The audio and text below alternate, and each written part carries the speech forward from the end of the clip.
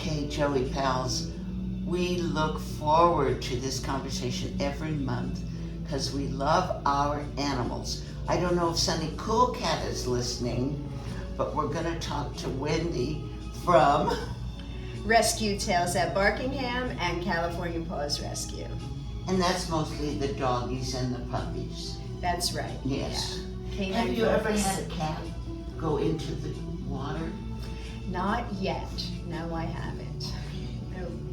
Because kitties must get the same aches and pains. Yeah, they sure do. And there are hydrotherapists out there who work with cats. If somebody asked me, I would do a cat, but I have no experience in having a cat in the water just yet. And Sunny Cool Cat sleeps through the day, so we'll go back to our regular conversation. Okay. So, what are we going to talk about today, sweetheart? I really wanted to talk about the properties of hydrotherapy and how the sessions go. So, explaining what hydrotherapy actually is, it's a low impact exercise. And we have hydrostatic pressure in the water, and that will put pressure on the muscles and help relax them. We have warm water, so that also helps relax them. And then we have the buoyancy of the water, which gives them low impact exercise. So all the doggies get in the water. How deep is it? So that depends on what their condition is and what their size is, of course.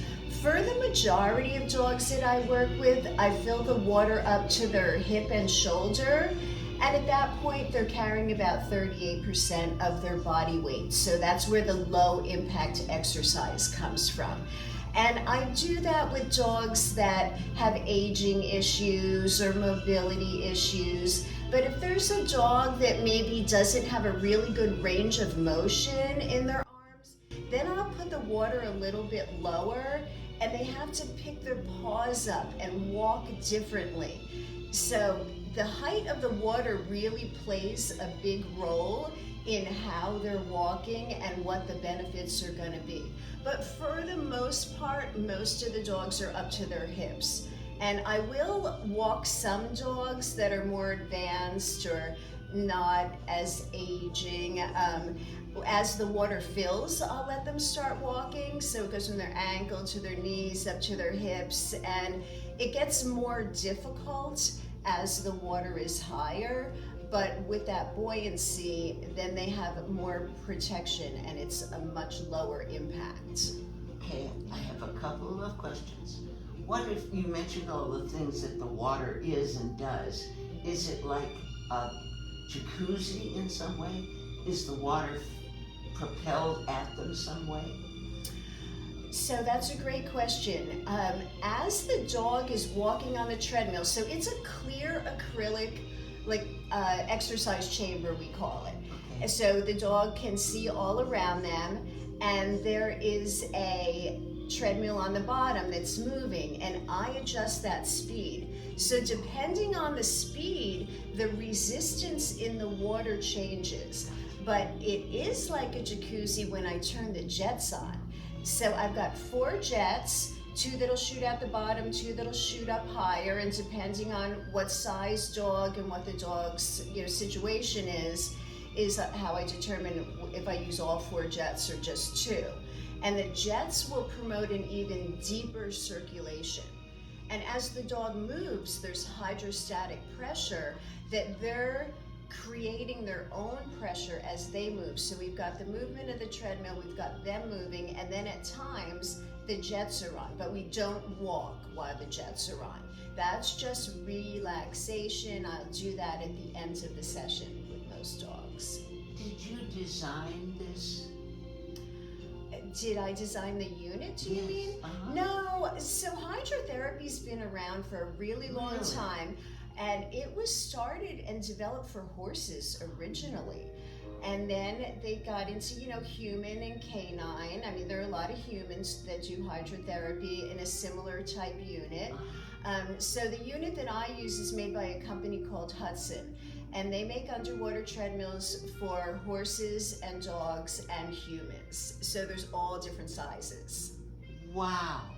What would happen if the dog drinks the water? So nothing will really happen if the dog drinks the water, but I discourage them to do that. Yeah. Because there's no chemicals in it. Well, I do use a trace bit of chlorine in the evenings at the end of the day, and that works overnight and it's dissipated by the next morning by the time the dog comes in. So if they drink it, they're not really drinking chlorine. I also have a UV filter, a UV light that goes through and kills all of the bacteria. There are numerous, I'd say probably about 10 different types of filters that go along with it, because we have a 500-gallon water storage tank, and I change the water every few weeks. So there's fresh water coming in, but as the water is there, I like to freshen it up, you know. Right. So we will maintain it with the chlorine, just a little bit of chlorine, and the UV light to keep everything crystal clear, like you can see in all of my videos. My water is top notch. I test it twice a day, and I keep everything immaculately clean. That's no different than a doggy jumping in the swimming pool Right. with a little bit of chlorine. So we all know how that goes. My gosh. It's actually I looked better. at the videos, Yeah. but Oh, thank you. Joey Pals, you have to look at Wendy's website, and we'll make sure all that information is up on joeyenglish.com. It's hard to picture, but one picture is worth 1,000 words. Have a look at what she does. And the dogs must get to where they want to get in that water.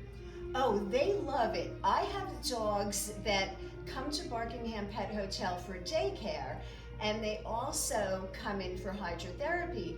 And there's a lot of dogs that are coming in for daycare to go play with their friends, and they pull their parents towards my spa, that they want to come in. And they all tell me that. They're like, oh, they were pulling to go into your room this morning, but they're coming for daycare almost every day, a lot of these dogs, but they're not going for hydrotherapy every day. So they love it. They come out refreshed.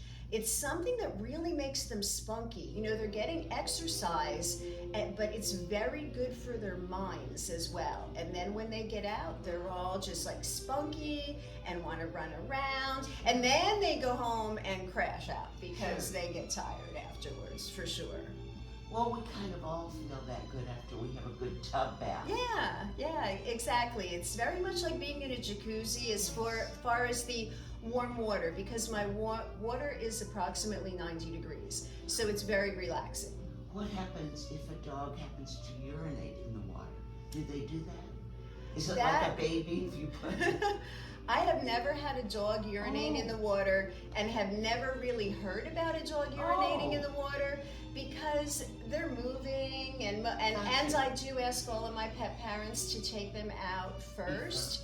And if that ever was to happen, then I would have to drain my tank, sanitize it, cancel the rest of the day, and it would be an issue. I do have some dogs that you may see wearing diapers, and that is not really for urination. That's just in case they were incontinent, because a lot of the dogs, especially the Frenchies that I work on, have issues where they can't control their bowels. But again, that doesn't happen either, because they go beforehand. It's just a precaution.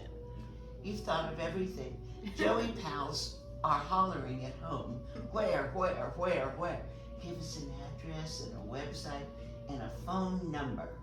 Okay, we are at the fabulous Barkingham Pet Hotel, located at 73650 Dinah Shore Drive in Palm Desert. That's just off of Monterey.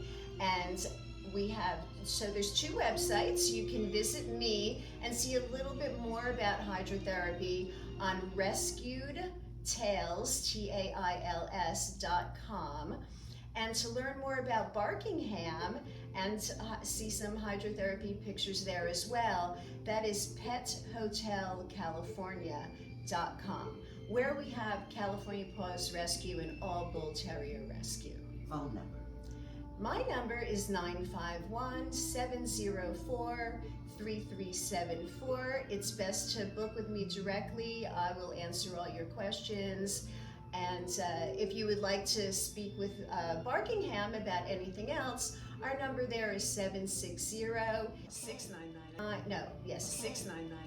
8328, I believe. We're gonna have I'll check it. I'll check it before we put it up. You've got it all covered, and the doggies are getting such good care. Thanks a lot, Wendy. Oh, my pleasure. Thanks for sharing.